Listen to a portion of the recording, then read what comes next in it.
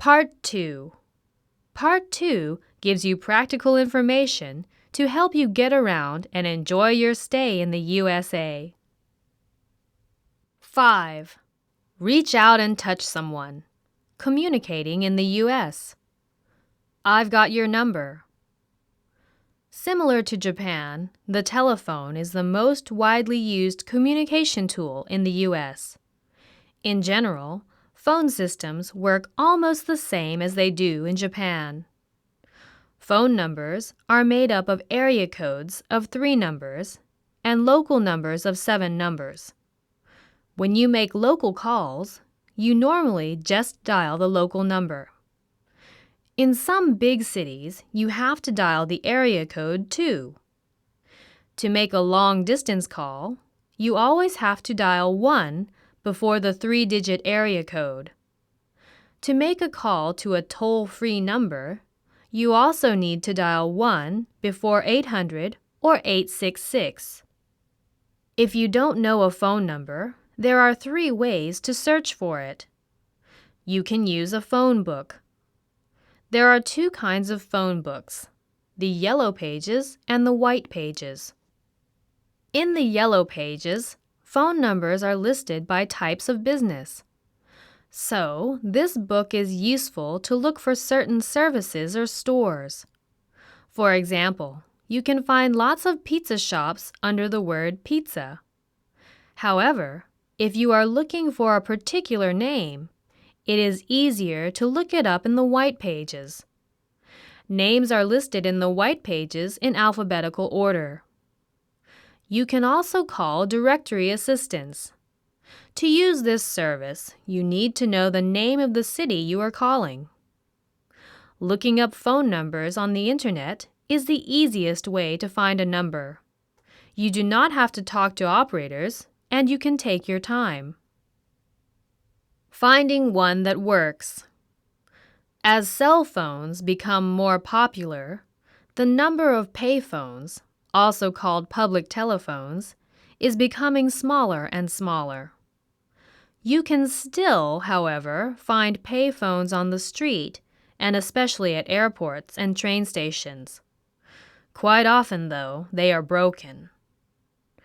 The cost of a phone call is always different depending on the length and distance, but you can usually make a local call for a quarter, 25 cents.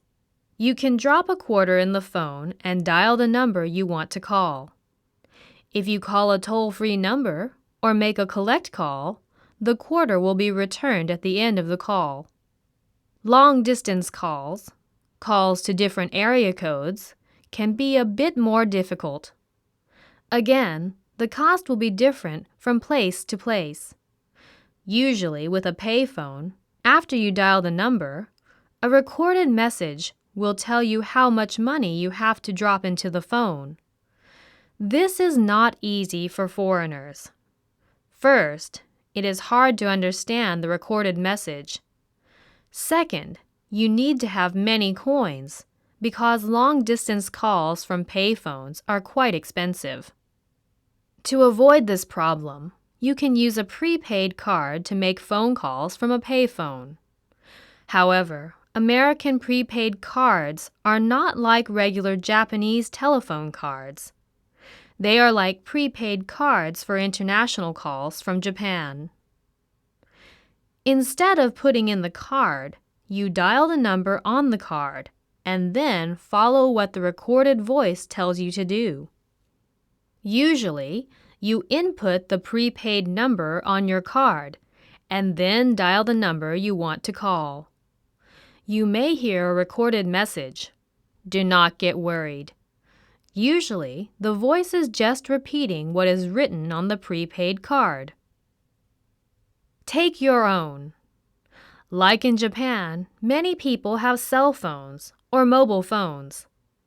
However, the technology for the phones is not as good as it is in Japan and Europe. Not as many people in the US use cell phones as they do in Japan and Europe. The phones generally do not receive signals as well, can do less, and are more limited in their use.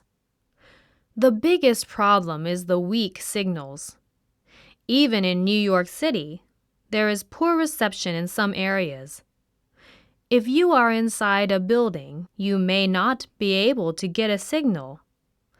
If you go to the suburbs, there are some areas where there is no reception at all.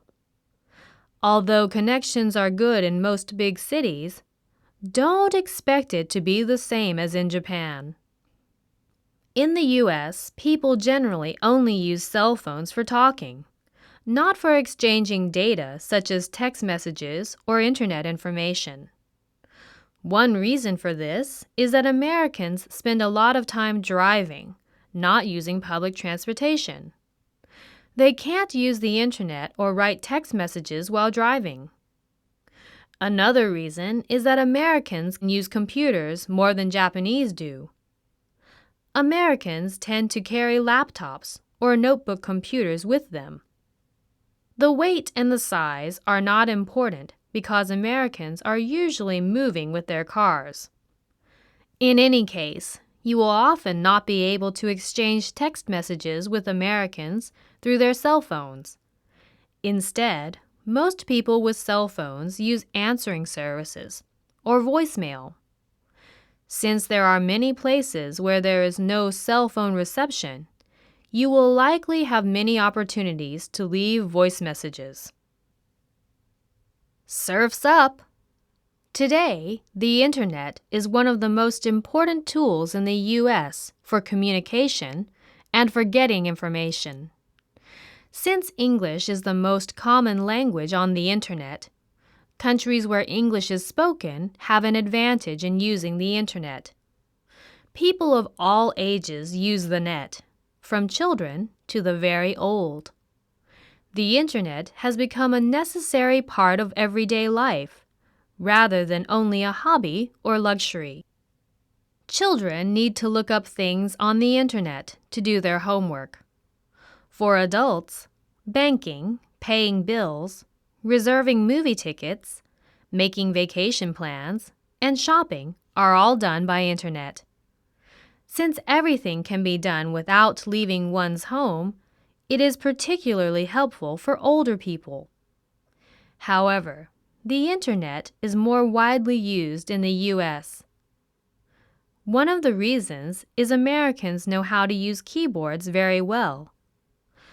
Because there is a long history of typewriters, even older people don't mind typing instead of writing by hand. For foreigners, the internet also makes reservations and shopping easier. Reading what to do on a computer screen is usually easier than listening to telephone operators talking in foreign languages. You can take your time on the internet. You can go back and read over something again and again. Places where you can use the internet, such as hotels, coffee shops, and fast food restaurants, are found everywhere. If you take your own laptop, you can check your email and do searches in Japanese. However, computers at public places such as libraries, internet cafes, and hotels usually do not support the Japanese language.